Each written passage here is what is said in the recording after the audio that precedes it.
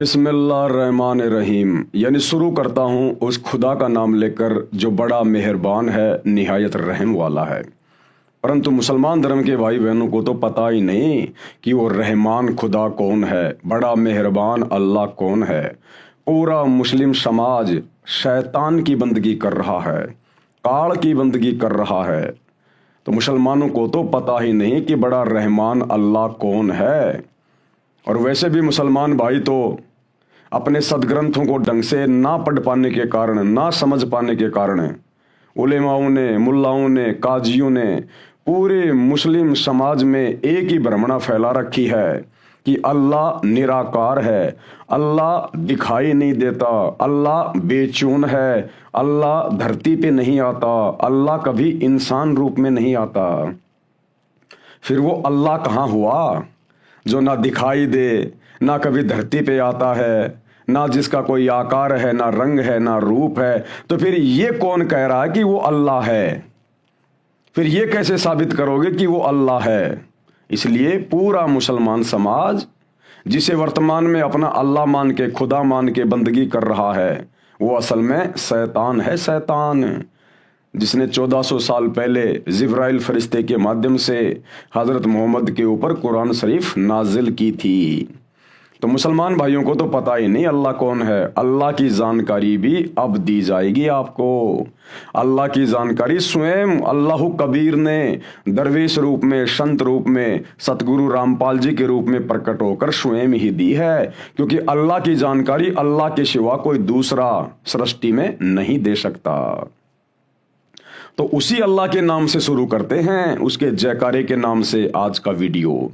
बिस्मिल्लाहिर्रहमानिर्रहीम। परमपिता परमेश्वर, सारी सृष्टि के रचनहार, कुल मालिक, असंख्य ब्रह्मांडों के स्वामी, जगत गुरु, तीनों लोकों में प्रवेश करके सबका भरण पोषण करने वाले, राजाधिराज, आत्माधार, नाथों के नाथ, देवों के देव, महादेव, सर्वेश्वर, महेश्वर, मृत्युंजय, अजरो अमर, आदि अनादि, सनातनी प्रभु, जगत पिता जगदीश्वर, श्री श्री 1008 की उपाधि के वास्तविक अधिकारी, अकाल मूर्त, शब्द स्वरूपी राम वासुदेव, सर्वगतम ब्रह्म, परम पूज्य, प्रथम पूज्य, परम संत, परम पुरुष, परम धनी, परम दयालु, सत्य कबीर, हक्का कबीर, अल्लाह कबीर, अल्लाह अकबर, बाखबर, अल्लाह ताला, जगत के तारणहार, जगत के मुक्तिदाता, जगत के जगन्नाथ, हारे के सहारे, हिंदुओं के राम, मुसलमानों के अल्लाह, सिखों के वाहिगुरु, ईसाइयों के मसीह, दया के सागर दयानिधि, करुणा के सागर करुणानिधि, स्वयंभू परिभू, संकट मोचन, कष्ट हरण, मंगल करण, दुख भंजन,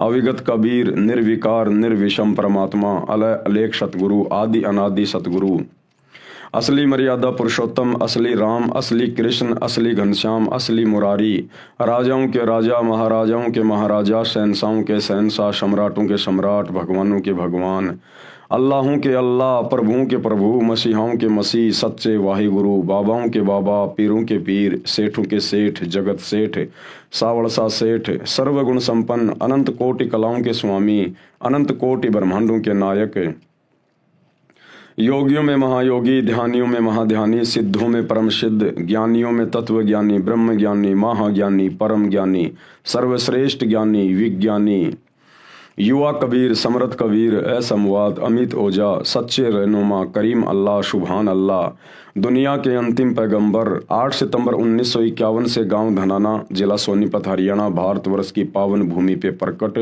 रियल कल की भगवान श्री नारायण साकार हरि, श्री बाबा साहेब, नूर अनंत परमात्मा, सच्चे दरवेश, सच्चे मसीहा, संत शिरोमणि सतगुरु रामपाल जी परमेश्वर जी के चरण कमल में लाइव वीडियो देख रहे आप और हम सभी भाई बहनों का अनंत कोटि दंडवत प्रणाम। भाई और बहनों, ये पवित्र पुस्तक जो आपकी आंखों के सामने है, मुसलमान नहीं समझे ज्ञान कुरान, ये कोई सामान्य पुस्तक नहीं है, कोई छोटी मोटी पुस्तक नहीं है। ये रियल आसमानी होली बुक है, जिसको स्वयं अल्लाह कबीर ने धरती पे प्रकट होकर अपने मुसलमान बच्चों को जगाने के लिए लिखा है, ताकि ये संदेशा उनके मुस्लिम बच्चों तक जाए और वे अपने परमपिता परमेश्वर अल्लाह कबीर को, जो वर्तमान में दरवेश बनकर, साधु बनकर, मुर्शिद बनकर, बाखबर बनकर, तत्वदर्शी संत बनकर धरती पर प्रकट हैं, और अपना आत्म कल्याण करवाएं और काल के षड्यंत्र से बाहर निकले।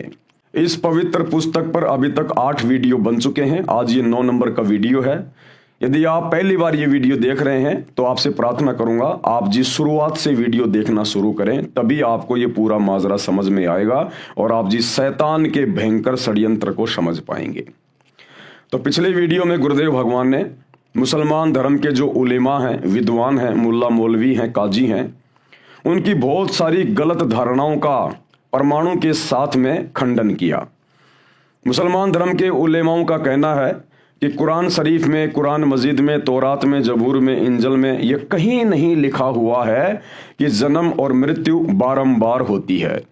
उन लोगों का मानना है कि सिर्फ एक बार ये जन्म मिला है और जितने भी हमारे मुसलमान धर्म के व्यक्ति हैं, हमारे नबी हजरत आदम से लेकर और जब तक वो कयामत का दिन नहीं आता है जो खरबों वर्ष बाद आएगा, तब तक जितने भी मुस्लिम हैं वो सब कब्रों में दफनाए जाएंगे और कयामत के दिन उनको कब्रों से बाहर निकाला जाएगा और जैसे जिसने कर्म किए हैं, अच्छे कर्म किए हैं तो वो जन्नत में जाएगा, सुख भोगेगा, और जिसने बुरे कर्म किए हैं वो जहन्नुम में जाएगा, दुख उठाएगा।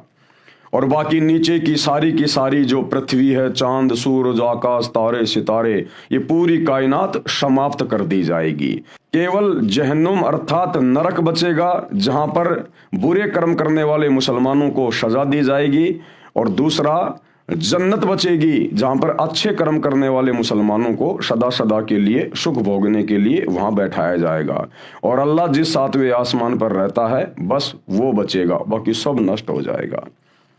तो मुसलमान धर्म के उलेमाओं की इन गलत और मिथ्या धारणाओं को, जो कि उनका अपना मनमुखी आचरण है, उनकी अपनी मनमुखी बातें हैं, मुसलमान धर्म की पुस्तकों में ऐसा कहीं नहीं लिखा हुआ है।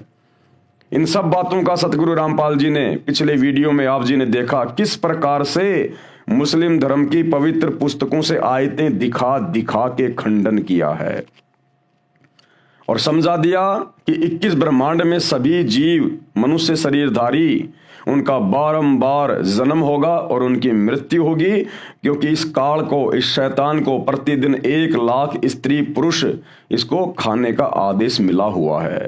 तो इसने यहाँ पर ब्रह्मा जी के माध्यम से जीवों की उत्पत्ति करवानी है, विष्णु जी के माध्यम से पालन पोषण, उनको आपस में मोह ममता में जकड़ के रखना होता है, और तमोगुण शंकर जी के माध्यम से अंत में उनका सर्वनाश करवा दिया जाता है, मृत्यु करवा दी जाती है किसी भी बहाने। तो ये शैतान का भयंकर षड्यंत्र है जिसका पर्दाफाश सतगुरु रामपाल जी ने मुसलमान धर्म की पवित्र पुस्तकों से ही कर दिया है। सिर्फ आपको देखकर समझने की आवश्यकता है। अब ये परले क्या होती है, मुसलमान जिसको कयामत कहते हैं, असल में मुसलमान धर्म के लोग तो ये भी नहीं जानते वास्तव में कयामत होती क्या है, परले क्या होती है। ये बहुत प्रकार की होती हैं, परले होती हैं, परले भी कई प्रकार की होती हैं, उसके बाद महापरले होती है, महापरले भी कई प्रकार की होती है, उसके बाद दिव्य महापरले होती है और दिव्य महापरले भी कई होती हैं। तो मुसलमान धर्म के लोग तो ढंग से परले यानी कयामत के विषय में भी नहीं जानते। और अब आप जी इस पवित्र पुस्तक मुसलमान नहीं समझे ज्ञान कुरान, इसके अंदर अल्लाहु कबीर सतगुरु रामपाल जी के कर कमल से इन कयामतों के विषय में लिखा हुआ लेख जो पढ़ने जा रहे हैं, ये लेख इस पूरी कायनात में, पूरी सृष्टि में सिवाय सतगुरु रामपाल जी के, इस अल्लाहु कबीर के दूसरा कोई नहीं जान सकता। क्योंकि सूरत फुरकानी 25 आयत नंबर 52 से 59 में मुसलमान धर्म के भाई बहन जिसे अपना खुदा मानते हैं, अल्लाह मानते हैं, वो असल में शैतान है जो हजरत मोहम्मद के ऊपर आयतें नाजिल करते हुए कह रहा है आयत नंबर 59 में कि ए पैगंबर, जिस अल्लाह ने जो तुझे जिंदा रूप में मिला था, चैतन्य रूप में मिला था काबा में, उस जिंदा पे भरोसा रख, वो कभी मरने वाला नहीं है। और जिस अल्लाह ने 6 दिन में पूरी कायनात को रचा, आसमान और जमीन के दरमियान जो भी कुछ था उसको बनाया और 7वें दिन तख्त पे जा बैठा, उसकी जानकारी किसी बाखबर से जा पूछो। यानी उस सुप्रीम अल्लाह के बारे में मुसलमान धर्म के डुप्लीकेट अल्लाह इस शैतान को भी ज्ञान नहीं है, और कह दिया कि उसकी खबर तो किसी बाखबर से जा पूछो, किसी इल्म वाले से, जानने वाले से पूछो। तो भाई वो बाखबर, वो इल्म वाला अल्लाह कबीर स्वयं धरती पर सतगुरु रामपाल जी के रूप में प्रकट है।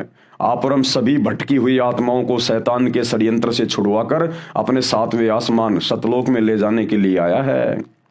अब वे इस पुस्तक में लिख रहे हैं कि मुसलमान धर्म के लोग तो कयामत के विषय में भी नहीं जानते।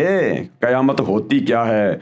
कयामत से ऊपर तो कई कयामत हैं जिनको परले कहा जाता है, महापरले, दिव्य महापरले। तो देखिए वो क्या होती हैं, किस प्रकार से होती हैं। पवित्र पुस्तक मुसलमान नहीं समझे ज्ञान कुरान, वीडियो नंबर 9। अब पढ़ें परले, महापरले तथा दिव्य महापरले की जानकारी। एक होती है परले, एक होती है महापरले और एक होती है दिव्य महापरले। जब ये दिव्य महापरले होती है उस समय ये तुम्हारा डुप्लीकेट खुदा, डुप्लीकेट अल्लाह, शैतान भी खुदा के द्वारा, सुप्रीम गॉड अल्लाह कबीर के द्वारा नष्ट कर दिया जाता है और इसके पूरे के पूरे ब्रह्मांड भी समाप्त कर दिए जाते हैं। फिर से वो परमात्मा रिकंस्ट्रक्शन करता है, फिर से नई सृष्टि इसको रच के देता है और फिर से उसी प्रकार जीव की उत्पत्तियां शुरू हो जाती है, नर और नारी करके। सबसे पहले गुरुदेव बता रहे हैं परले की जानकारी। परले का अर्थ होता है विनाश। ये दो प्रकार की होती है, आंशिक परले और दूसरी महापरले। एक होती है आंशिक परले, एक महापरले। अब ये आंशिक परले क्या है? देखो भाई और बहनों, हमने ज्यादा दिमाग पचाने की जरूरत नहीं है इसके अंदर, क्योंकि हमारी मुक्ति होगी। हमारे गुरुदेव भगवान ने, अल्लाह कबीर ने हमें जो भक्ति दे दी है, जो शत भक्ति मंत्र हमारे को दे दिए हैं, जो पांचों यज्ञ हमें दे दी हैं, जिससे शैतान से हमारा छुटकारा होगा और हम अपने अल्लाह कबीर परमेश्वर के पास में जाएंगे। लेकिन ये जानकारी इसलिए दी जा रही है कि इस काल ने, शैतान ने, डुप्लीकेट खुदा ने हर धर्म के अंदर अपने झूठे प्रचारक भेज रखे हैं। मुसलमान धर्म में जिनको मुल्ला मौलवी और काजी कहा जाता है, उलेमा कहा जाता है। हिंदू धर्म में जिनको संत, महंत, आचार्य, शंकराचार्य, महामंडलेश्वर कहा जाता है। ये सब के सब काल के एजेंट हैं, इस शैतान के एजेंट हैं और इनका केवल एक ही काम है कि इन भोली भाली अल्लाह कबीर की आत्माओं को धर्म और आदि अधूरी भक्ति के आधार से फंसा के रखना और काल का भोजन तैयार करवाना। तो परमेश्वर उन लोगों की जानकारी के लिए कि नालायकों, परले क्या होती है, महापरले क्या होती है, कब तुम्हारा डुप्लीकेट खुदा शैतान भी नष्ट होता है, ये सारी जानकारी यहां पृथ्वी पर किसी को नहीं है। तो कोई ये ना समझे कि सतगुरु रामपाल जी कोई ऐसे वैसे संत हैं, इनको जानकारी नहीं होगी। जो जानकारी सतगुरु रामपाल जी बताने जा रहे हैं, ये जानकारी तुम्हारे डुप्लीकेट खुदा शैतान को भी नहीं है, ब्रह्मा विष्णु महेश को भी नहीं है। ये जानकारी आंशिक परले ये दो प्रकार की होती है। एक तो चौथे युग, कलयुग के अंत में पृथ्वी पर एक निकलंक नामक 10वां अवतार आता है, जिसे कल्कि भी कहा है। वह उस समय कलयुग के सभी भक्तिहीन मानव शरीरधारी प्राणियों को अपनी तलवार से मारकर समाप्त करेगा। आंशिक परले क्या होती है? 4 युग होते हैं, सतयुग, त्रेता, द्वापर और कलयुग। वर्तमान में कलयुग चल रहा है। कलयुग अभी केवल 5,500 वर्ष बीता है और कलयुग की कुल आयु है 4,32,000 वर्ष। तो कलयुग के लास्ट में, एंड में विष्णु का अवतार आएगा। जैसे त्रेता में रामचंद्र जी आया था, श्री कृष्ण जी आए थे, परशुराम जी आए थे, ऐसे ही कलयुग के एंड में 10वां अवतार आएगा, निकलंक, जिसको कल्कि भी कहा जाता है। वो क्या करेगा? उस समय जो भक्तिहीन प्राणी होंगे, उस समय माहौल बहुत ज्यादा बिगड़ जाएगा, पृथ्वी पर हाहाकार मच जाएगा, जिसका आगे गुरुदेव भगवान जिक्र कर रहे हैं कि क्या क्या होगा उस समय। तो उस समय वो विष्णु का अवतार आएगा कल्कि, लाखों साल बाद, और वो भक्तिहीन प्राणियों को घास की तरह काटेगा, घास की तरह। और जो अच्छी आत्मा होंगी वही बचेंगी, बाकी सबको वो मारेगा, सबको समाप्त करेगा। और उसके बाद में इस पृथ्वी की दोबारा से रिकंस्ट्रक्शन की जाएगी। पूरी पृथ्वी के ऊपर फिर जल ही जल हो जाएगा, जल ही जल। पूरी पृथ्वी एक बार फिर से रिकंस्ट्रक्ट की जाएगी परमेश्वर के द्वारा। उसको कहते हैं आंशिक परलय। ये दो प्रकार की होती है। एक तो चौथे युग कलयुग के अंत में पृथ्वी पर एक नीकलंक नामक 10वां अवतार आता है, जिसे कल्कि भी कहा है। वह उस समय कलयुग के सभी भक्तिहीन मानव शरीरधारी प्राणियों को अपनी तलवार से मारकर समाप्त करेगा। उस समय मानव यानी मनुष्य स्त्री पुरुष की उम्र 20 वर्ष की होगी। ये लाखों साल बाद की बातें हैं, लाखों साल। कलयुग के एंड में क्या होगा वो बता रहे हैं गुरुदेव। उस समय इंसान की उम्र स्त्री और पुरुष की केवल 20 साल की हो जाएगी, और 15 साल की उम्र में तो बच्चे उच्चे पैदा करके बूढ़ा होके आदमी मर भी लिया करेगा। 5 वर्ष की आयु में लड़की बच्चे पैदा करने लग जाएगी, क्योंकि टोटल उम्र उस समय 20 साल की होगी। जैसे वर्तमान में कलयुग में इंसान की उम्र है 100 साल, परंतु 100 साल तो कोई इक्का दुक्का पहुंचता है, बाकी 70-80 90 तक लोग मर जाते हैं। उस समय मानव की उम्र 20 वर्ष की होगी तथा 5 वर्ष खंड लैस होगी। 20 साल उम्र होगी, लेकिन 15 साल में ही काम तमाम हो जाया करेगा। अर्थात 15 वर्ष में सब बालक जवान बूढ़े होकर मर जाया करेंगे। 5 वर्षीय लड़की बच्चों को जन्म दिया करेगी। मानव का कद लगभग 1.5 या 2.5 फुट का होगा। उस समय इतने भूकंप आया करेंगे कि पृथ्वी पर 4 फुट ऊंचे मकान भी नहीं बना पाया करेंगे। सभी मानव धरती में बिल खोद कर रहा करेंगे, चूहे की तरह बिल खोद के रहा करेंगे। पृथ्वी उपजाऊ नहीं रहेगी। 3 हाथ यानी लगभग 4.5 फुट नीचे तक जमीन का उपजाऊ तत्व समाप्त हो जाएगा। कोई फलदार वृक्ष नहीं होगा तथा पीपल के पेड़ को पत्ते नहीं लगेंगे। सभी मनुष्य स्त्री व पुरुष मांसाहारी होंगे। आपसी व्यवहार बहुत घटिया होगा। रीछों की सवारी किया करेंगे। रीछ उस समय का अच्छा वाहन होगा। पर्यावरण दूषित होने से वर्षा होनी बंद हो जाएगी। जैसे ओस पड़ती है ऐसे वर्षा हुआ करेगी। गंगा जमुना आदि नदियां भी सूख जाएंगी। ये कलयुग का अंत होगा। उस समय प्रलय, पृथ्वी पर पानी ही पानी होगी। यह है आंशिक प्रलय। उस समय पूरी पृथ्वी के ऊपर सैकड़ों फुट पानी हो जाएगा, सैकड़ों फुट पानी। और दोबारा से पृथ्वी का जो उपजाऊ जो तत्व है, जो 4.5 फुट नीचे तक चला जाएगा। आप देख लो आज किस प्रकार से यूरिया डाला जा रहा है, किस प्रकार से पेस्टिसाइड्स का यूज किया जा रहा है, केमिकल का यूज हो रहा है। फैक्ट्रियों में किस प्रकार से केमिकल उत्पन्न होता है, कहां कहां यूज हो रहा है। तो पृथ्वी का उपजाऊपन भी नष्ट हो जाएगा 4.5 फुट तक। तो उस समय फसल तो पैदा होगी नहीं, इसलिए सब लोग मांसाहारी होंगे, मांस खाया करेंगे। और 1.5 से 2.5 फुट की इंसान की हाइट हो जाएगी। और इतने भूकंप आएंगे उस समय, क्योंकि भाई और बहनों ये जो सृष्टि है काल की, ये पाप और पुण्य के आधार से चलती है। लेकिन लोग इन बातों से अनभिज्ञ हैं। देखो, एक इंसान है रोड पे खड़ा होकर भीख मांग रहा है तो वो भी इंसान ही। और एक इंसान देश का प्रधानमंत्री बन के सारी सुख सुविधा भोग रहा है। तो दोनों इंसानों में इतना अंतर क्यों? सिर्फ पाप और पुण्य का, भक्ति का। कबीरा सब जग निर्धना, धनवंता ना कोय, धनवंता सो जानिए जिसके पास राम नाम धन होए। तो जो आज भिखारी बन के रोड पे दिए बाबा 1-1 रुपए के लिए जो सारा दिन धूप में खड़ा रहता है ना, है वो भी इंसान ही। लेकिन वर्तमान में उसके पास में भक्ति नहीं है, उसके पास में पुण्य नहीं है, केवल उसके पाप कर्म बचे हुए हैं। कभी किसी मानव जन्म में उसने पहले दान पुण्य नहीं किया, भक्ति नहीं करी। आत्मा चार्ज होती है भक्ति से, भक्ति से चार्ज होती है, भक्ति से बनते पुण्य। तो वो उसने किसी मनुष्य जन्म में किए नहीं। अब की बार उसके हाथ कुछ लगा नहीं। भिखारी बन के सारा दिन रोड पे दिए बाबा, कोई 1 रुपया दिखाता है, कोई 2 रुपया दिखाता है। और दूसरा व्यक्ति देश का राजा बन के, मंत्री, प्रधानमंत्री, राष्ट्रपति बन के, बड़ा बड़ा उद्योगपति बन के ऐसो आराम कर रहा है। क्यों?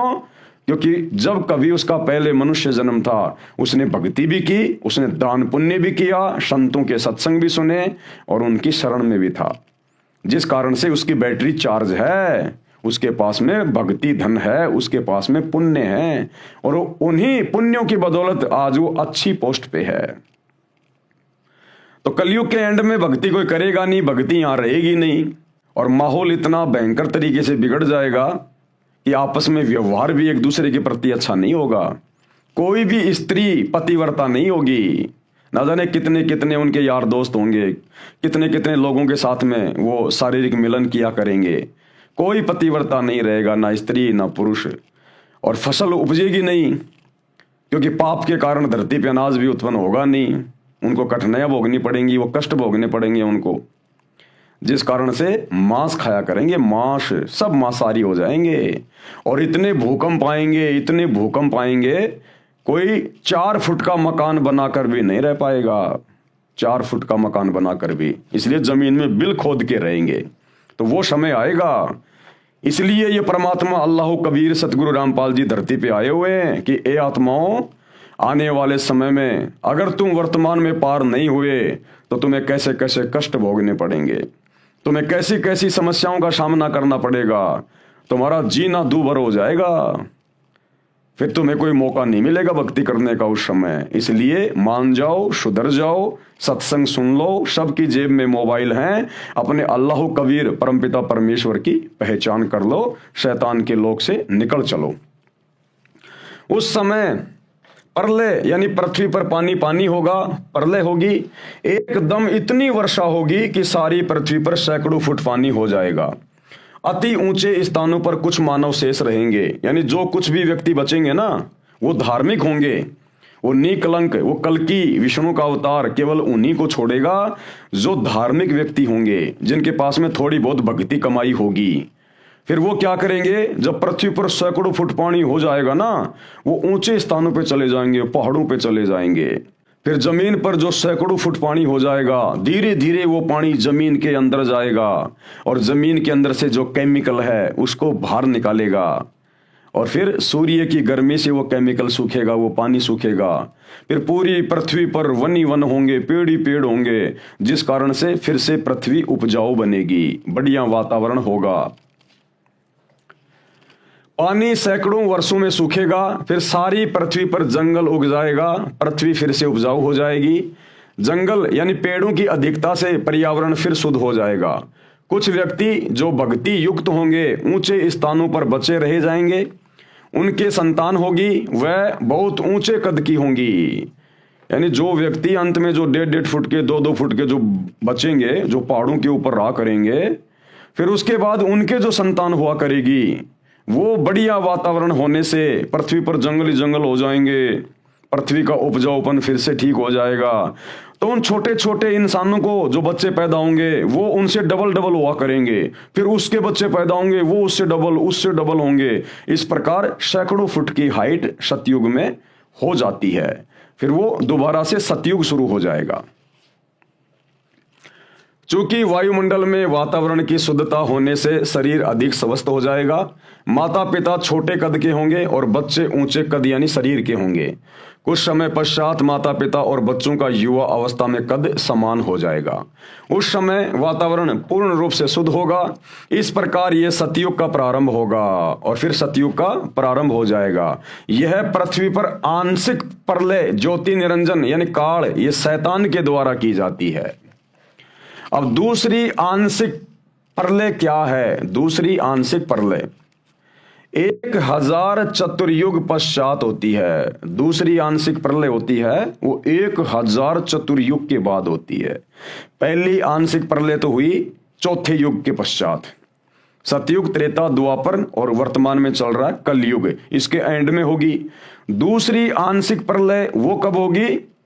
वो 1000 चतुर्युग के बाद, क्योंकि जो ब्रह्मा जी हैं, इस काल का बेटा, शैतान का जो बेटा है ब्रह्मा, इस ब्रह्मा का एक दिन इतना लंबा है, कितना? 1008 चतुर्युग का ब्रह्मा जी का एक दिन है, और इसकी कुल 100 वर्ष की उम्र है, 100 वर्ष की आयु, और इसका एक दिन कितना लंबा है? 1008 चतुर्युग का, और 1008 चतुर्युग की ही इसकी रात्रि होती है।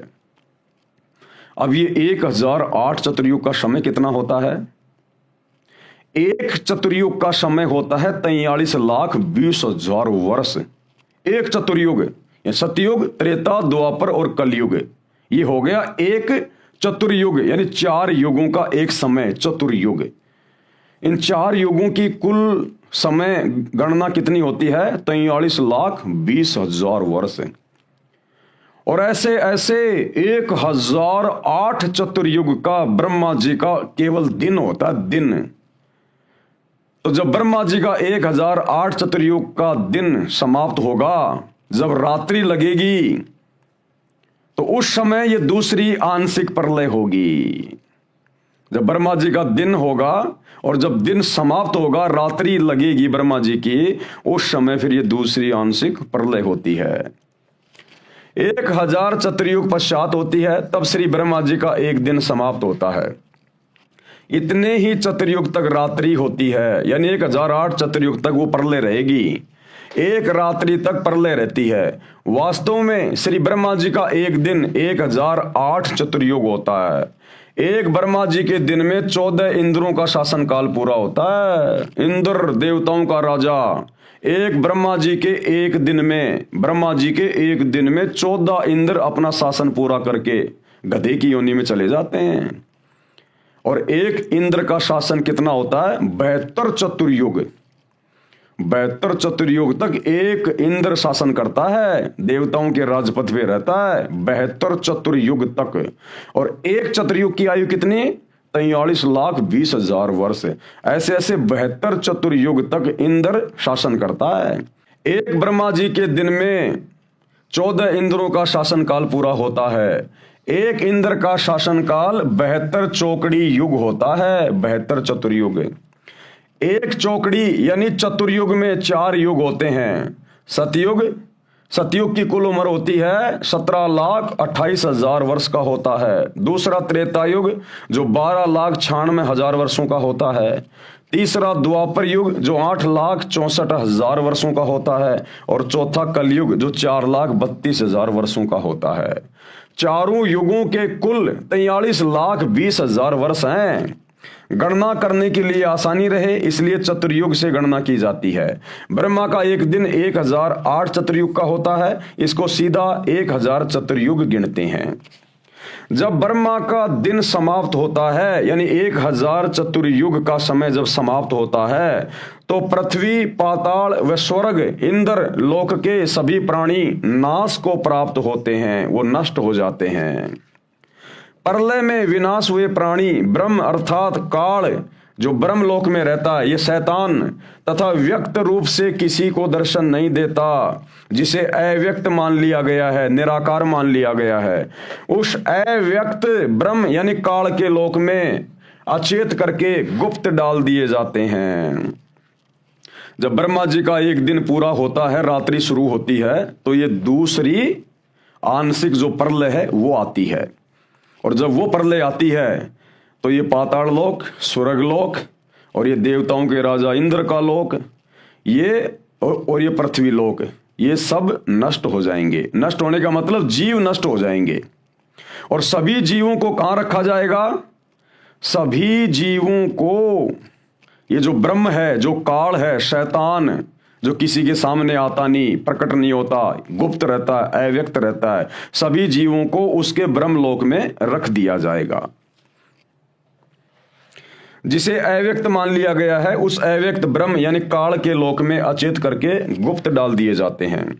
फिर 1000 चतुर्युग, वैसे तो वास्तव में 1008 चतुर्युग की होती है, लेकिन सीधे सीधे 1000 चतुर्युग से काउंटिंग की जा रही है। फिर 1000 चतुर्युग की ब्रह्मा की रात्रि समाप्त होने पर इन तीनों लोकों, पाताल लोक, पृथ्वी लोक, स्वर्ग लोक में उत्पत्ति क्रम प्रारंभ हो जाएगा। फिर से यहां पर जीवों की उत्पत्ति शुरू होती है।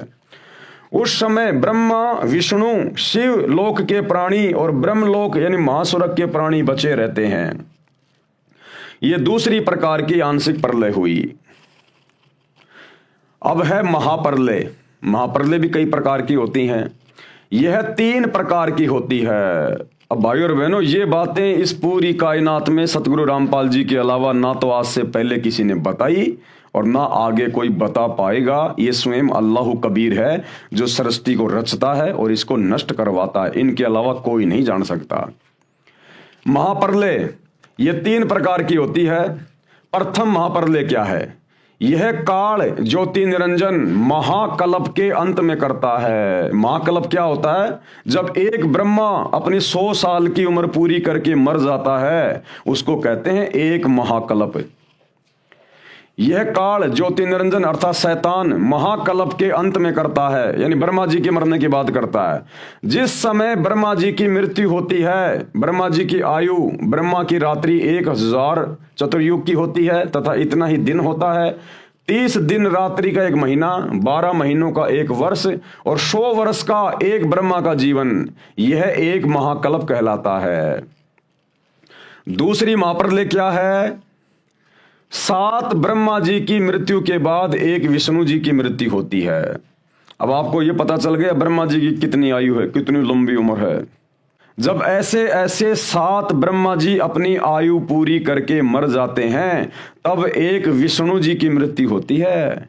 यानी विष्णु जी जो शैतान का पुत्र है, ये तीनों शैतान के पुत्र हैं, काल के, ब्रह्मा विष्णु महेश। यानी विष्णु जी की इतनी लंबी आयु है, जब 7 ब्रह्मा जी अपनी 100 साल की इतनी लंबी उम्र पूरी करके मर जाते हैं, तब एक विष्णु जी मरता है। यानी ब्रह्मा से 7 गुना ज्यादा विष्णु जी की आयु है। और जब ऐसे ऐसे 7 विष्णु मर जाएंगे, तब एक शंकर जी मरता है। यानी शंकर की आयु विष्णु जी से भी 7 गुना ज्यादा है। तो दूसरी जो महाप्रलय होती है वो कैसे होती है?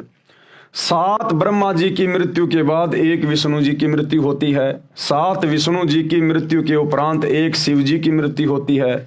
इसे दिव्य महाकल्प कहते हैं, दिव्य महाकल्प। उसमें ब्रह्मा विष्णु शिव सहित इनके लोकों के प्राणी तथा स्वर्गलोक, पाताल लोक और मृत्युलोक आदि में अन्य रचना तथा उनके प्राणी नष्ट हो जाते हैं।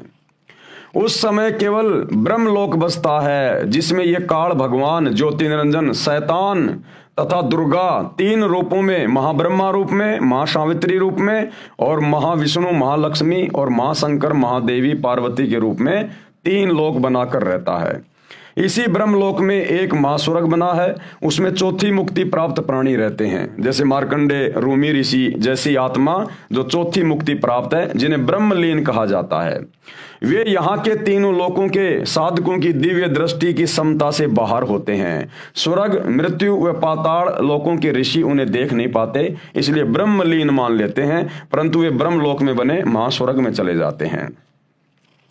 फिर दिव्य महाकल्प के आरंभ में काल, ये ज्योति निरंजन शैतान, ये भगवान ब्रह्मलोक से नीचे की सृष्टि फिर से रचता है। काल भगवान अपनी प्रकृति यानी माया आदि भवानी, जो इसकी पत्नी है ये दुर्गा, जिसको प्रकृति भी कहते हैं, माया भी कहते हैं, आदि भवानी भी कहते हैं, महासावित्री, महालक्ष्मी व महादेवी गौरी के साथ रति कर्म से यानी पति पत्नी मिलन से अपने 3 पुत्रों रजगुण ब्रह्मा, सतगुण विष्णु, तमगुण शिव को उत्पन्न करता है।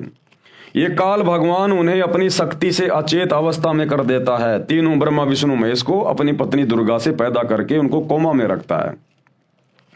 फिर तीनों को भिन्न भिन्न स्थानों पर, जैसे ब्रह्मा जी को कमल के फूल पर, विष्णु जी को समुद्र में शेषनाग की सैया पर और शिव जी को कैलाश पर्वत पर रखता है। तीनों को बारी बारी सचेत कर देता है। उन्हें प्रकृति दुर्गा के माध्यम से सागर मंथन का आदेश होता है। तब यह महामाया यानी मूल प्रकृति शेरावाली ये दुर्गा अपने 3 रूप बनाकर सागर में छुपा देती है। 3 लड़कियों यानी जवान देवियों को प्रकट करती है। तीनों बच्चे ब्रह्मा विष्णु शिव इन्हीं तीनों देवियों से विवाह करते हैं। अपने तीनों पुत्रों को 3 विभाग उत्पत्ति का कार्य ब्रह्मा जी को कि बेटा तू इन जीवों के अंदर रजोगुण के प्रभाव से संतान उत्पन्न करने की प्रेरणा कर। तो जो उत्पत्ति का, जो क्रिएशन का जो डिपार्टमेंट होता है वो ब्रह्मा जी को दे दिया जाता है। वह स्थिति यानी पालन पोषण का कार्य विष्णु जी को तथा संहार यानी मारने का कार्य शिव जी को देता है, जिससे ये काल ब्रह्म शैतान की सृष्टि फिर से शुरू हो जाती है, जिसका वर्णन पवित्र पुराणों में भी है, जैसे शिव महापुराण, ब्रह्म महापुराण, विष्णु महापुराण, महाभारत, सुख सागर, देवी भागवत महापुराण में विस्तृत वर्णन किया गया है। और गीता जी के 14वें अध्याय के श्लोक 3 से 5 में संक्षिप्त रूप से कहा गया है। अब तीसरी महाप्रलय क्या है? तीसरी महाप्रलय क्या है? एक ब्रह्मांड में 70,000 बार त्रिलोकीय शिव यानी काल के तमोगुण पुत्र की मृत्यु हो जाती है, तब एक ब्रह्मांड की प्रलय होती है। यानी ब्रह्मा जी से 7 गुना ज्यादा आयु विष्णु जी की, विष्णु जी से 7 गुना ज्यादा आयु शंकर जी की यानी शिव की।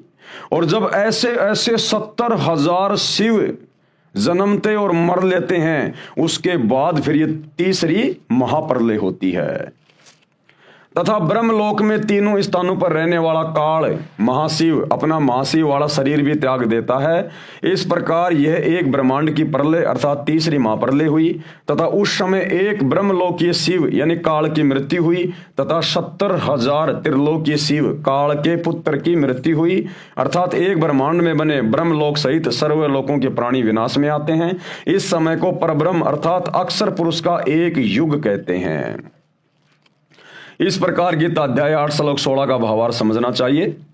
इसी प्रकार 3 दिव्य महाप्रलय होती हैं। दिव्य महाप्रलय कितनी प्रकार की होती हैं? 3 प्रकार की। अब मुसलमान धर्म के उलेमा, विद्वान, मुल्ला, मौलवी, काजी बस एक ही चीज जानते हैं, कयामत कयामत। वो कयामत को भी ढंग से नहीं जानते। अब सतगुरु रामपाल जी परमात्मा ये अल्लाह कबीर बता रहा है कैसे कैसे सृष्टि रची हुई है, कैसे कैसे ये नष्ट होती है, इनके सिवा कोई नहीं बता सकता। सौपन में भी कोई नहीं सोच सकता जो बातें सतगुरु रामपाल जी परमेश्वर जी ने आके बताई हैं सृष्टि के विषय में। इसी प्रकार 3 दिव्य महाप्रलय होती हैं। प्रथम दिव्य महाप्रलय ये क्या होती है? जब 100 ब्रह्मलोकीय शिव यानी काल ब्रह्म की मृत्यु हो जाती है, तब चारों महाब्रह्मांडों में बने 20 महाब्रह्मांडों के प्राणियों का विनाश हो जाता है।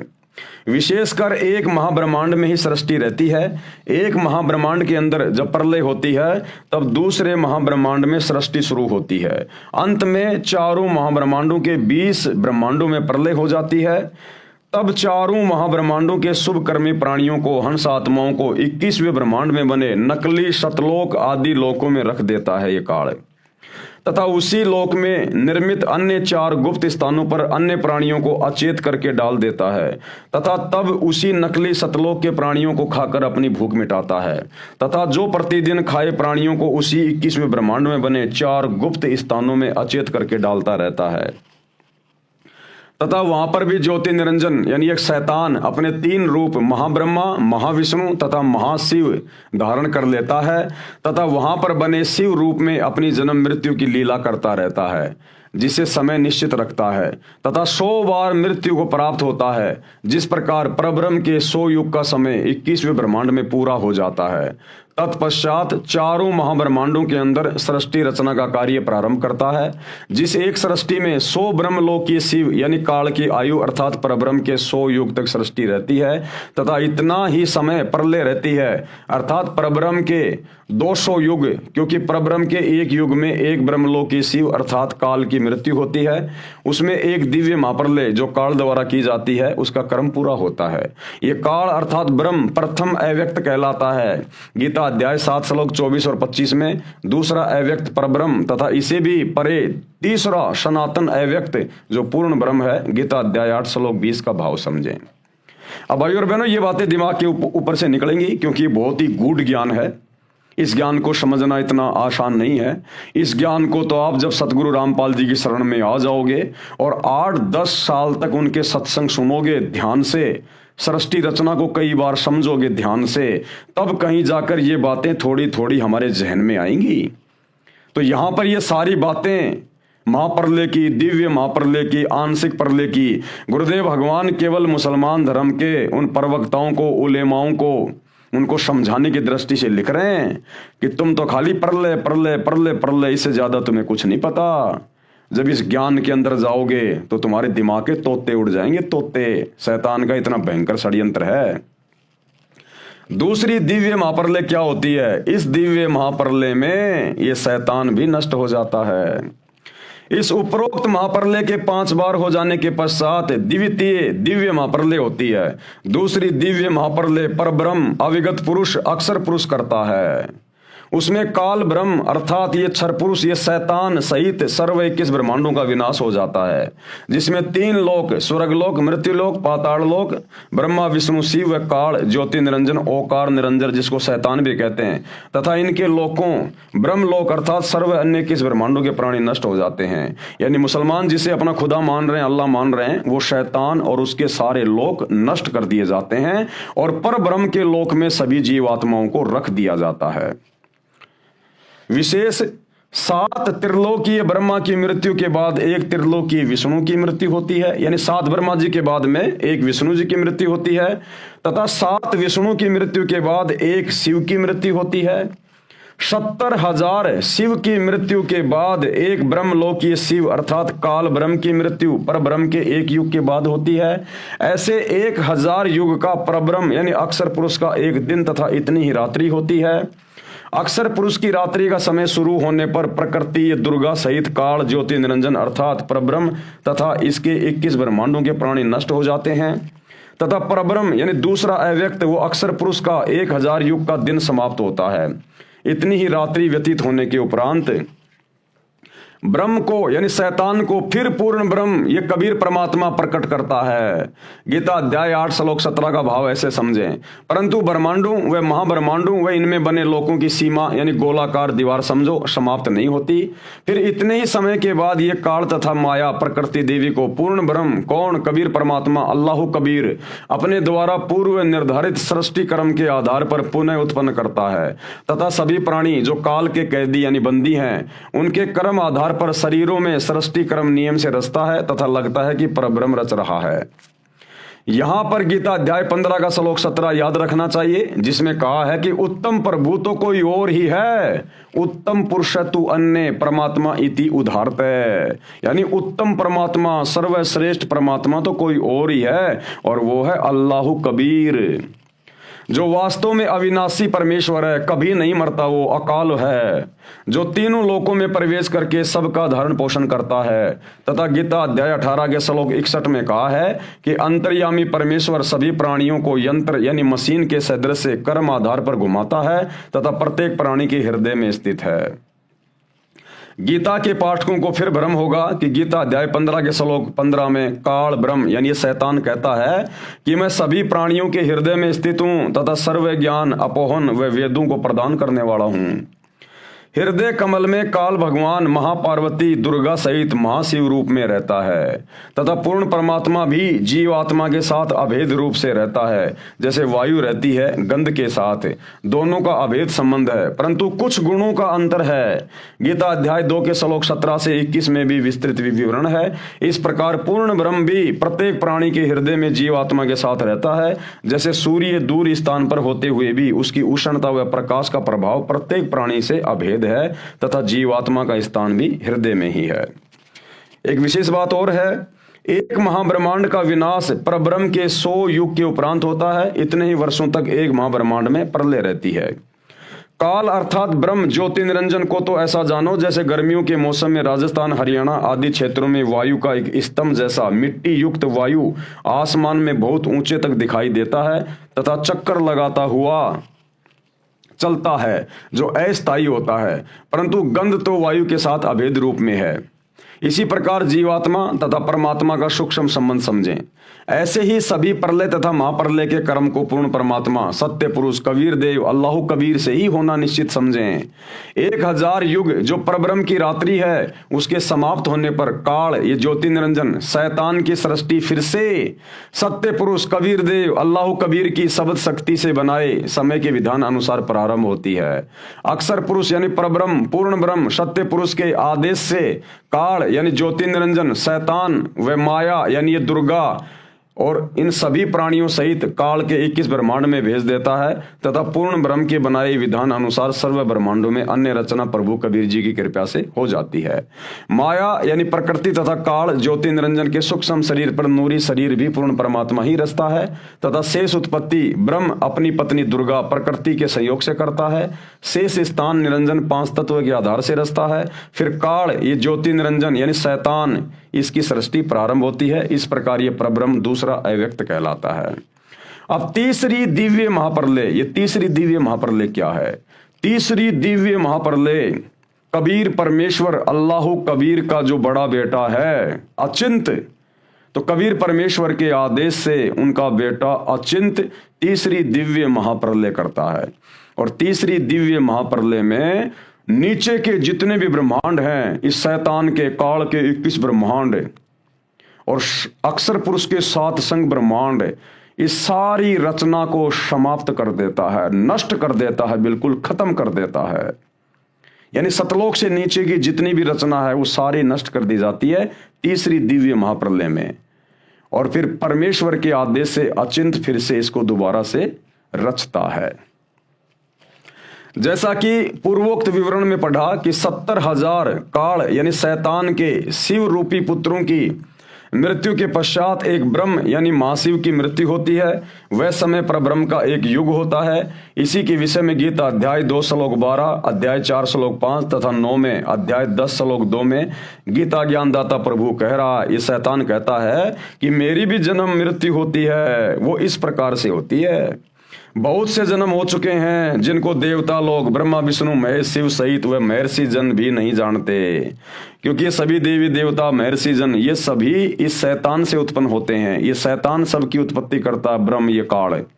तो ये देवी देवता नहीं जान सकते कि कैसे प्रलय होती है, शैतान कौन है, कैसे उसकी मृत्यु होती है, कैसे उसका जन्म होता है।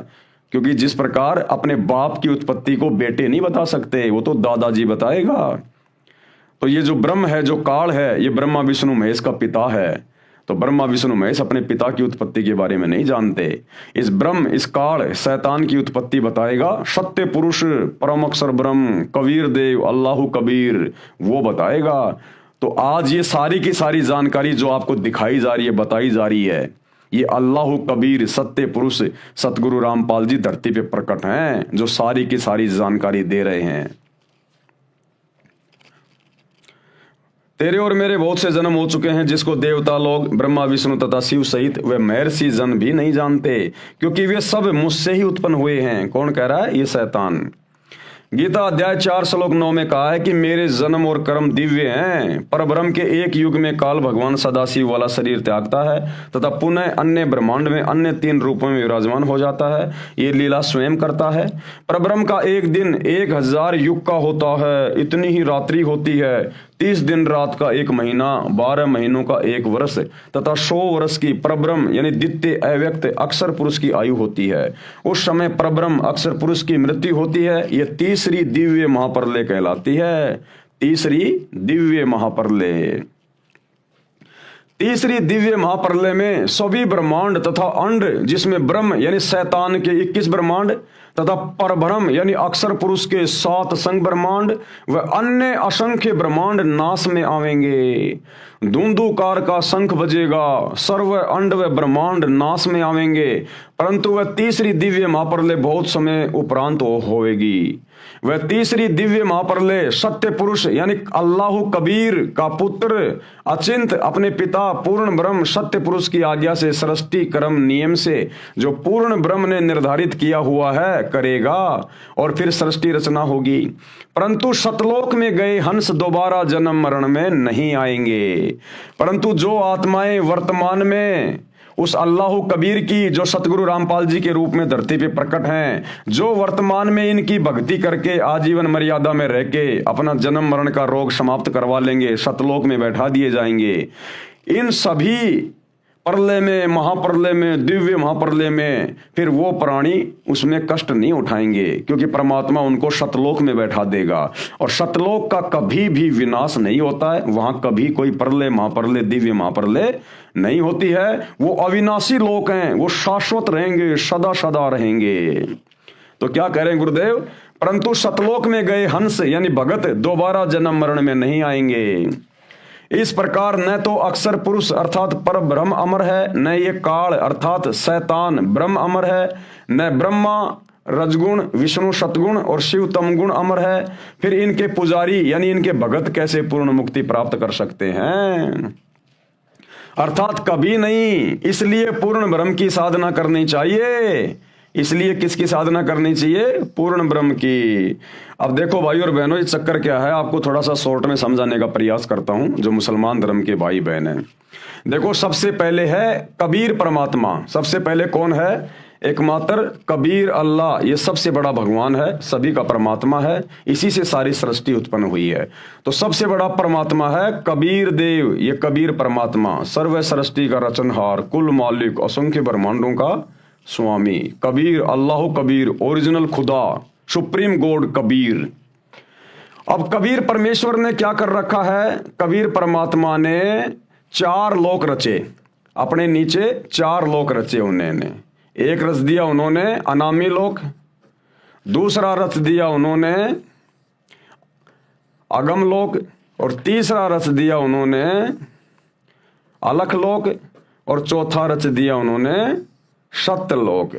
ये 4 लोक रचे परमात्मा ने। हम सभी आत्माएं पहले सतलोक में रहा करती थी, सभी जीव आत्माएं। ये शैतान भी वहीं रहा करता था, ये दुर्गा भी वहीं रहा करती थी, सब वहीं रहा करते थे।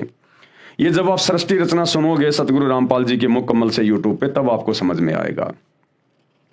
फिर सतलोक में वहां पर शैतान के मन में एक दोष आया कि मैं अलग से राज्य प्राप्त करना चाहता हूं। इसने वहां पर तप करना शुरू कर दिया, और तप के बदले कबीर परमात्मा ने इसको 21 ब्रह्मांड दे दिए उसी सतलोक के अंदर। सतलोक में ही एक साइड में इसको 21 ब्रह्मांड दे दिए, 21 प्लाट दे दिए कबीर परमात्मा ने, अल्लाह कबीर ने।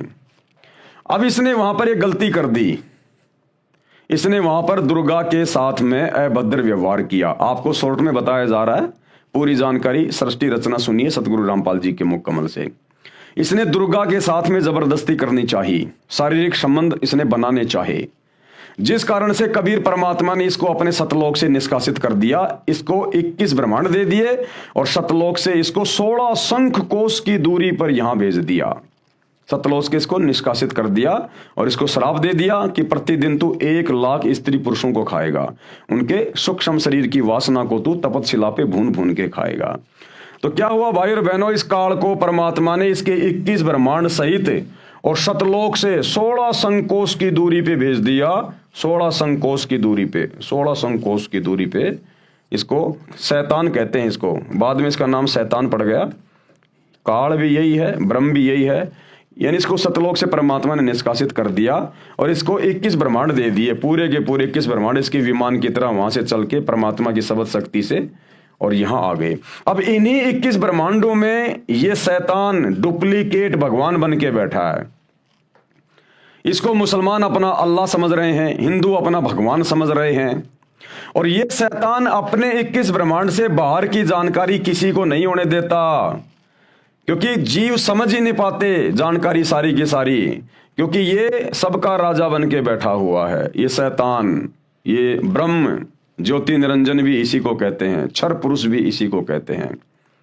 अब इसने क्या किया, इसने अपनी पत्नी दुर्गा के साथ में शारीरिक संबंध बना के इसने 3 बेटे उत्पन्न किए। सबसे पहला बेटा ब्रह्मा, दूसरा बेटा विष्णु, और तीसरा बेटा ये आपका शंकर जी। 3 बेटे उत्पन्न किए इसने।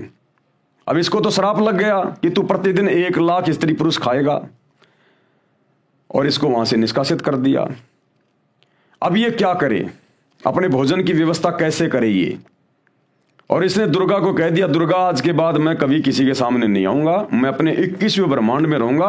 21वें ब्रह्मांड में यहां पर इसने एक अपने लिए अपनी जगह बना रखी है, यहां रहता है ये 21वें ब्रह्मांड में, और तू मेरी सारी व्यवस्था करेगी, नीचे की सृष्टि मेरे आदेश से तू चलाएगी, तू संभालेगी।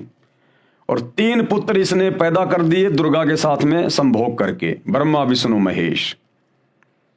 सृष्टि रचना में आप पढ़ेंगे कैसे उनको सचेत किया, कैसे उनकी शादियां हुई, कैसे ब्रह्मा जी को वेद मिले, सारी जानकारी।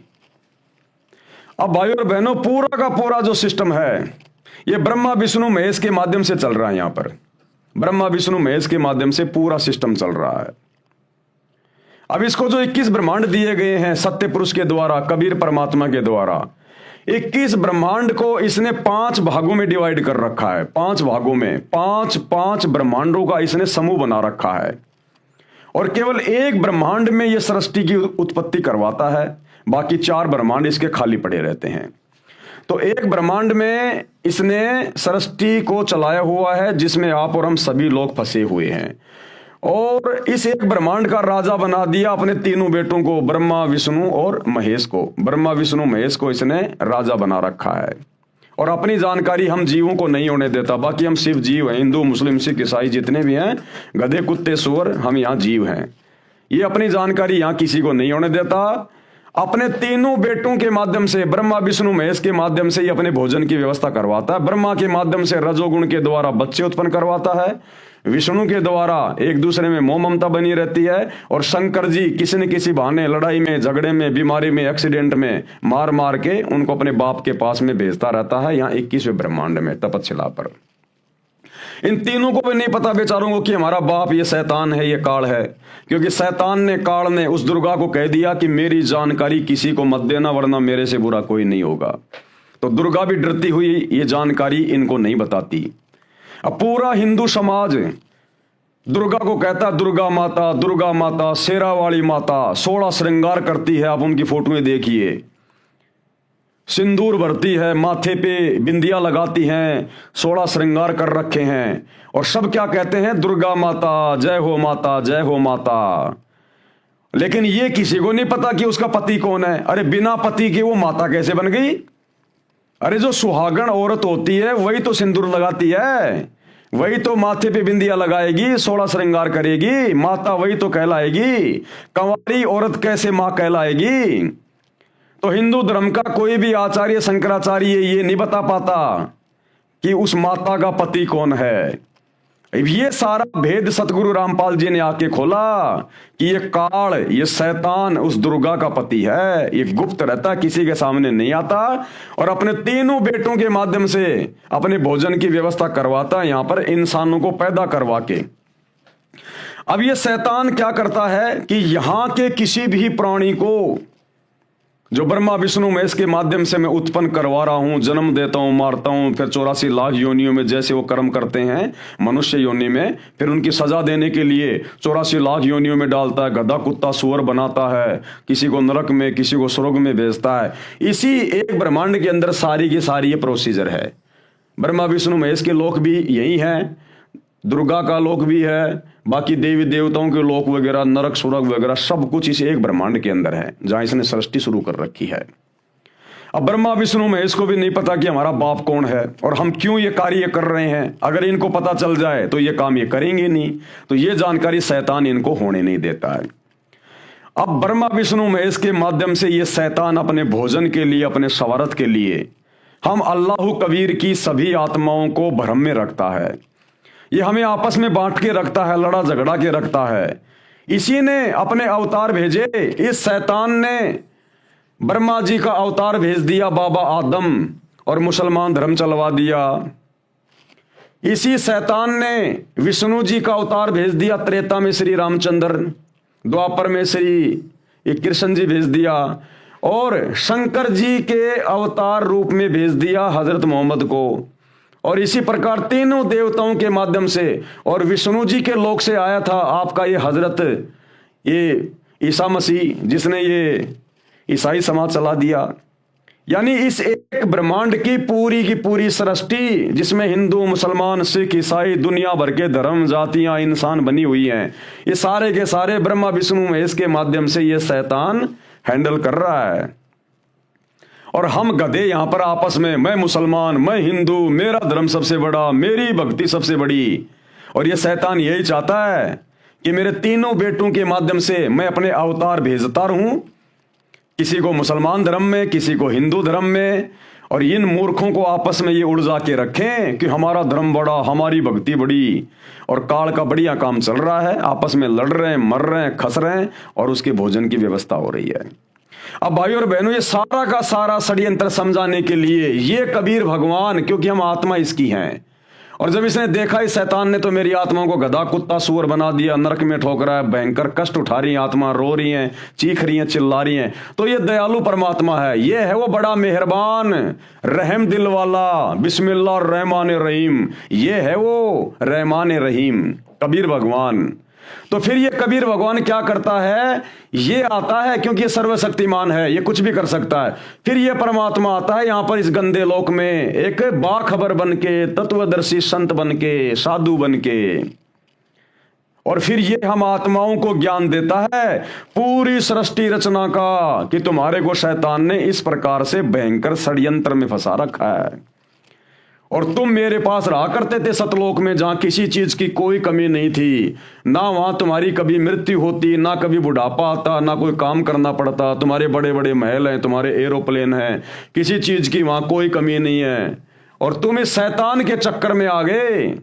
शैतान तुम्हारे को बैला फुसला के दुर्गा के माध्यम से यहां ले आया, और अब तुम वापस चलो, मैं तुम्हें ज्ञान देने के लिए आया हूं संत रूप में, दरवेश रूप में।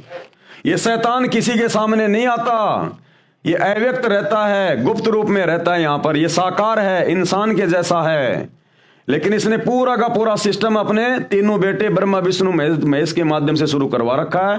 ये किसी के सामने नहीं आता, जिस कारण से मुसलमान भाई इसको कहते हैं कि भगवान दिखाई नहीं देता, भगवान निराकार है।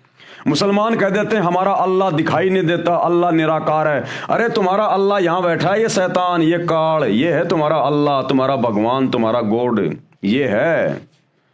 ये इसलिए सामने नहीं आता किसी के भी, और सारा का सारा कार्य अपने तीनों बेटों ब्रह्मा विष्णु महेश के माध्यम से कर रहा है। सबको यहां पर जातियों में, धर्मों में उलझा के रखा हुआ है।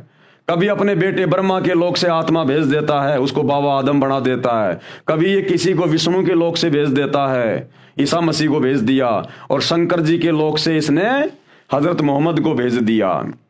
तो ये नीचे की जो सृष्टि है सारी की सारी, ये ब्रह्मा विष्णु महेश के माध्यम से चल रही है। ब्रह्मा विष्णु महेश के फिर बाद में अवतार आएंगे, पैगंबर आएंगे, और हम मूर्ख आपस में धर्म और जातियों के नाम पर बटे हुए हैं। तो ये अल्लाह कबीर, ये रहम दिल अल्लाह आकर संत रूप में ये हमें ज्ञान समझाता है। लेकिन हम मूर्ख इतने ज्यादा अज्ञान में रंग चुके होते हैं, हम कह देते हैं नहीं नहीं, अल्लाह धरती पे आता ही नहीं, अल्लाह तो निराकार है, अल्लाह दिखाई नहीं देता, अल्लाह तो बेचैन है। और हम इनके ज्ञान को नहीं समझते, और जोर जबरदस्ती भाई ये करता नहीं है। तो जो पुण्यात्मा होती हैं, जो इनकी बातों पे गौर कर लेती हैं, इनके सत्संगों को ध्यान से सुन लेती है, वे आत्माएं इनकी भक्ति शुरू कर देती हैं सतगुरु रामपाल जी की, अल्लाह कबीर की। और इनके पास वो भक्ति है जो आपको शैतान के षड्यंत्र से छुड़ा सकती है। अन्यथा भाई यहीं गधे कुत्ते बनते रहोगे, चाहे हिंदू हो, चाहे मुसलमान हो, चाहे अमेरिका का हो, चाहे भारत का हो। ये है पूरा का पूरा इसका षड्यंत्र। और यह षड्यंत्र आपको बखूबी समझ में आएगा जब आप सतगुरु रामपाल जी के मुख कमल से यूट्यूब पर अपनी जेब से मोबाइल निकाल के सर्च करोगे सृष्टि रचना संत रामपाल जी, तो भैया 2-3 घंटे के सैकड़ों वीडियो मिलेंगे, और सभी धर्मों से प्रमाण दिखा के सृष्टि रचना बता रहे हैं सतगुरु रामपाल जी। कोई मन गढ़ंत कहानी नहीं है। 1-2 बार सुनोगे तो आपको लगेगा कहीं कोई मन गढ़ंत कहानी है, क्योंकि आज से पहले हमने कभी सुनी नहीं। लेकिन जब हम देखेंगे अपने धर्मशास्त्रों में, गीता में, वेदों में, कुरान में, पुराण में, जब हम ये प्रमाण देखेंगे, सबूत देखेंगे, तब हम दांतों तले उंगली दबाएंगे। तब भाई तुम्हें सतगुरु रामपाल जी में परमात्मा दिखाई देगा, अल्लाह कबीर दिखाई देगा। अन्यथा भाई ये शैतान है तुम्हारा अल्लाह जो गुप्त रहता है। मुसलमान जिसे अपना खुदा अल्लाह कहते हैं ना, ये है वो शैतान जिसने हजरत मोहम्मद के ऊपर कुरान शरीफ नाजिल की, हजरत मूसा के ऊपर तौरात नाजिल की, हजरत दाऊद के ऊपर इसने जबूर नाजिल की, हजरत ईसा पे इंजिल नाजिल की। ये है वो शैतान जिसने वेदों का ज्ञान दिया, और जिसने महाभारत के युद्ध में अर्जुन को गीता का ज्ञान दिया श्री कृष्ण जी में प्रवेश करके। ये है वो शैतान, ये किसी के सामने नहीं आता। तो भाई इसने अपने तीनों बेटों के माध्यम से, ब्रह्मा विष्णु महेश के माध्यम से हम सभी को धर्मों में बांट रखा है, जातियों में बांट रखा है। यहां से अपने अवतार, अपने पैगंबर भेजते रहते हैं। तो ये सारी जानकारी अल्लाह कबीर स्वयं आके देता है भाई, ये भेद और कोई नहीं बता सकता। इसलिए सतगुरु रामपाल जी के सत्संग सुनने की आवश्यकता सभी को, जितने भी इंसान है इस पृथ्वी पर। अगर अपना पीछा छुड़वाना चाहते हो तो, शैतान के षड्यंत्र से बाहर निकलना चाहते हो, अन्यथा भैया महा कष्ट। तो मुसलमान धर्म के उलेमाओं खुद भी समझो, और भोली भाली आत्मा को भी समझाओ, और नरक के रास्ते से बाहर निकालो। ये है पूरा का पूरा षड्यंत्र। और ये सतगुरु रामपाल जी के द्वारा सृष्टि रचना को ढंग से सुने बिना, उनके सत्संग ढंग से ध्यान देकर सुने बिना भाई लाख जन्म भी समझ में नहीं आएगा। तो भाई और बहनों, आज के वीडियो में हम केवल इतना ही लेंगे। परमात्मा ने आज हमें 3 प्रकार की जो परलें होती है उसके विषय में समझाया। और कल रात्रि 8 बजे सभी भाई बहन फिर से लाइव जुड़िए, क्योंकि कल रात्रि का जो वीडियो होगा वो भी बहुत ज़्यादा इम्पोर्टेंट होगा। ये थोड़ा सा वीडियो शेष है, हम इसको थोड़ा सा और कर लेते हैं इसको पूरा। जिसकी उपासना से जीव सतलोक अमरलोक में चला जाता है, यानी वो कबीर परमात्मा आता है फिर संत रूप में धरती पर, जो आज सतगुरु रामपाल जी के रूप में आए हुए हैं। तो इनकी उपासना से यानी भक्ति से ये जीव सतलोक यानी अमरलोक में चला जाता है। फिर वह कभी नहीं मरता, फिर इस गंदे लोक में नहीं आता और सतलोक में कभी मृत्यु होती नहीं, पूर्ण मुक्त हो जाता है। वह पूर्ण ब्रह्म कबीर देव अल्लाह कबीर तीसरा सनातन अव्यक्त है, जो गीता अध्याय 8 के श्लोक 20-21 में वर्णन है। गीता अध्याय 15 श्लोक 16-17 में यही कहा है। श्लोक 16, इस लोक में दो पुरुष, एक क्षर पुरुष यानी ये काल शैतान ज्योति निरंजन, तथा दूसरा अक्षर पुरुष यानी परब्रह्म, तथा इनके लोकों के सब प्राणी नाशवान हैं, ये सब मरते हैं। आपने देखा ना तीसरी दिव्य महाप्रलय में अक्षर पुरुष भी, ये शैतान भी, इसके लोक भी सब नष्ट हो जाते हैं। आत्मा सबकी अमर है। फिर गीता अध्याय 15 ही के श्लोक 17 में कहा है कि वास्तव में पुरुषोत्तम यानी श्रेष्ठ परमात्मा तो उपरोक्त क्षर पुरुष यानी शैतान तथा अक्षर पुरुष से अन्य है। जो परमात्मा कहलाता है, जो रहमान कहलाता है, बड़ा मेहरबान कहलाता है, वो है वो कबीर भगवान, जो वर्तमान में सतगुरु रामपाल जी के रूप में आए हुए हैं। जो तीनों लोकों में प्रवेश करके सबका धारण पोषण करता है, वह वास्तव में अविनाशी है। अमर करूं शतलोक पठाऊं, ताते बंदी छोड़ कहाऊं। क्या कहता वो अल्लाह कबीर कि अमर करूं, इस काल के शैतान के षड्यंत्र से तुम्हें बाहर निकाल के भक्ति देके अमर कर दूंगा, शतलोक में बैठा दूंगा। अमर करूं शतलोक बैठाऊं, ताते बंदी छोड़ कहाऊं। इसलिए इसको बंदी छोड़ कहा जाता सूक्ष्म वेद में, 5वें वेद में, कबीर सागर में। बंदी छोड़ का मतलब जो हमें काल के बंधनों से, कर्म बंधनों से छुड़वा दे, अपनी भक्ति दे के जन्म और मरण के बंधनों से छुड़वा दे, उसको कहते हैं बंदी छोड़। 84 लाख योनियों के बंधन से छुड़वा दे, उसको कहते हैं बंदी छोड़, यानी बंधनों से छुड़वाने वाला। इस शैतान ने, इस काल ने हमारे को यहाँ पर ब्रह्मा विष्णु महेश के माध्यम से हर प्रकार से बंधनों में बांध रखा है। हमें जानकारी नहीं होने देता भक्ति की, सच्चे खुदा की, सच्ची इबादत की। हमारे को कर्म बंधनों में बांध के रखता है, हमसे बुरे कर्म करवाता है, फिर बुरे कर्मों की बदौलत ये हमारे को नरक में ठोक देता है, गधे कुत्ते सूअर की योनि में ठोक देता है। तो इन तमाम प्रकार के शैतान के द्वारा लगाए गए कर्मों से जो भगवान आके हमें बचाता है, छुड़वाता है, उसको कहते हैं बंदी छोड़, जो हमें शैतान के बंधनों से छुड़वाकर शतलोक ले जाता है। अमर करूं शतलोक पठाऊं यानी बैठाऊं, ताते बंदी छोड़ कहाऊं।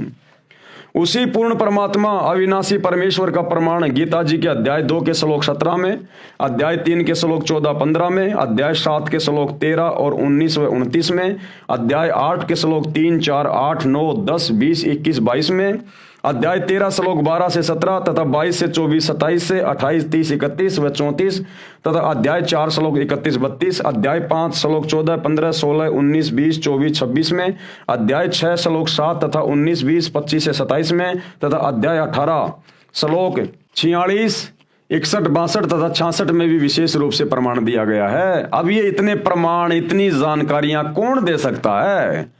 ये हिंदू धर्म के ठेकेदार चारों शंकराचार्य एक एक वेद को लेके बैठे हुए हैं। आज तक बताया इन्होंने कभी ये ज्ञान इस प्रकार से खुल के?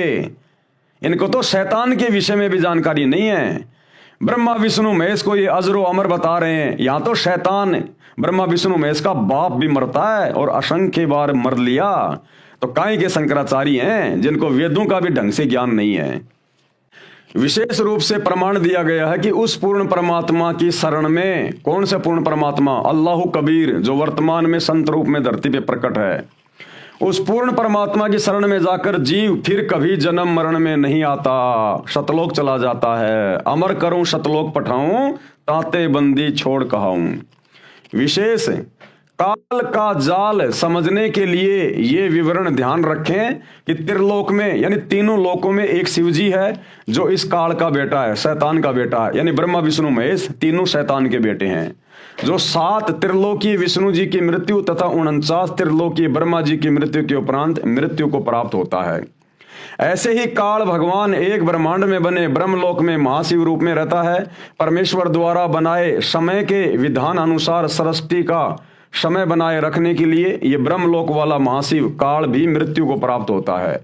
जब त्रिलोकीय 70,000 ब्रह्म काल के पुत्र शिव मृत्यु को प्राप्त हो जाते हैं, तब एक ब्रह्मलोकीय शिव यानी ब्रह्म ये शैतान पूर्ण परमात्मा द्वारा बनाए समय के विधान अनुसार परवश हुआ मरता है तथा जन्मता है। यह है ब्रह्मलोकीय शिव यानी ब्रह्म, इसको काल भी कहते हैं। इसकी मृत्यु का समय परब्रह्म अक्षर पुरुष का एक युग होता है। इसलिए गीता जी के अध्याय 2 के श्लोक 12, गीता अध्याय 4 श्लोक 5, अध्याय 10 श्लोक 2 में कहा है कि मेरे तथा तेरे बहुत जन्म हो चुके हैं, कि अर्जुन तेरे और मेरे बहुत जन्म हो चुके हैं। कौन कह रहा है? ये शैतान, ये ब्रह्म श्री कृष्ण जी में प्रवेश करके, मैं जानता हूं तू नहीं जानता, मेरे जन्म अलौकिक अर्थात अद्भुत होते हैं। अद्भुत उदाहरण आदरणीय गरीबदास साहिब जी सन 1717 संवत 1774 में श्री बलराम जी के घर पर माता रानी जी के गर्भ से जन्म लेकर 61 वर्ष तक शरीर में गांव छुड़ानी जिला झज्जर में रहे तथा सन 1778 विक्रम में संवत 1835 में शरीर त्याग गए। आज भी उनकी स्मृति में एक यादगार बनी है जहां पर शरीर को जमीन में सादर दबाया गया था। 6 महीने के उपरांत वैसा ही शरीर धारण करके आदरणीय गरीबदास साहेब जी 35 वर्ष तक अपने पूर्व शरीर के शिष्य भूमड़ सैनी जी के पास शहर सहारनपुर उत्तर प्रदेश में रहकर शरीर त्याग गए। वहां पर हिंदू तथा मुसलमान दोनों उनके शिष्य हुए। वहां भी आज उनकी स्मृति में यादगार बनी है। स्थान है सहारनपुर शहर में चिलकाना रोड से कलसिया रोड निकलता है। कलसिया रोड पर आधा किलोमीटर चलकर बाईं तरफ ये अद्वितीय पवित्र यादगार विद्यमान है तथा उस पर एक शिलालेख भी लिखा है जो प्रत्येक साक्षी है। उसी के साथ में बाबा लालदास जी का भी बाड़ा बना हुआ है। तो भाइयों और बहनों, कल हम शुरू करेंगे दूसरा अध्याय। हमारा एक अध्याय इस पवित्र पुस्तक मुसलमान नहीं समझे ज्ञान कुरान, इसके ऊपर पूरा हो चुका है। कल हमारा दूसरा अध्याय शुरू होगा और दूसरा अध्याय क्या है? अल्लाह पृथ्वी पर आता है या नहीं आता है। अल्लाह वो परमेश्वर अल्लाहु कबीर पृथ्वी पर आता है या नहीं आता है। तो कल हमारा दूसरा अध्याय शुरू होगा। बहुत सारी गूढ़ जानकारियां, अच्छी अच्छी जानकारियां मुसलमान धर्म के भाई बहनों को प्राप्त होने जा रही हैं और मुसलमान धर्म के भाई बहनों की पुस्तकों से ही आयतें बताई जाएंगी, दिखाई जाएंगी कि कहां कहां लिखा हुआ है कि वो अल्लाह कबीर धरती पर सशरीर आता है, मनुष्य रूप में आता है। लेकिन मुसलमान धर्म के मुल्ला मौलवी सतगुरु रामपाल जी परमेश्वर जी के तत्व ज्ञान के अभाव से समझ नहीं पाए। कोई नहीं समझ पाया, किसी भी धर्म का कोई भी व्यक्ति, क्योंकि संपूर्ण जानकारी अल्लाह कबीर स्वयं धरती पर प्रकट होकर ही समझाता है। अन्यथा कुरान शरीफ गलत सिद्ध हो जाएगी, क्योंकि कुरान शरीफ में हजरत मोहम्मद को वो शैतान कह रहा है कि जिस अल्लाह ने, जिस खुदा ने 6 दिन में सृष्टि रची, 7वें दिन तख्त पे जा बैठा, उसकी खबर किसी बाखबर से जा पूछो। उसने भी हाथ खड़े कर लिए मुसलमानों के खुदा ने, अल्लाह ने, उस डुप्लीकेट अल्लाह ने, शैतान ने, कि भैया मैं भी नहीं जानता उस कबीर अल्लाह के बारे में पूरी जानकारी, वो किसी बाखबर से पूछो। तो भाई बाखबर कौन है जो अल्लाह के बारे में बता देगा? वो अल्लाह स्वयं ही बाखबर बन के आता है। तो आज वो अल्लाह, अल्लाह कबीर रहमान अल्लाह स्वयं सतगुरु रामपाल जी के रूप में धरती पर प्रकट है, जिन्होंने अभी अभी इस पुस्तक में अपने कर कमल से इस शैतान की उत्पत्ति और इसकी मृत्यु कैसे होती है, अक्षर पुरुष की उत्पत्ति और उसकी मृत्यु कैसे होती है, ये परले क्या है, महापरले क्या है, दिव्य महापरले क्या है, जिसको आज तक कोई नहीं बताया, सतयुग से लेकर वर्तमान तक। तो ये कौन है? सोचने की बात है। थोड़ा सा दिमाग पे जोर डालो, स्वयं अल्लाह कबीर धरती पे प्रकट है। तो भाई और बहनों, आज के वीडियो में केवल इतना ही। कल रात्रि 8 बजे सभी भाई बहन फिर से लाइव जुड़िए। तब तक गुरुदेव भगवान हम सबको आज्ञा दें, इजाजत दें, सद्बुद्धि दें, आशीर्वाद दें। बंदी छोड़ अल्लाह कबीर सच्चे दरवेश सतगुरु रामपाल जी परमेश्वर जी की जय हो।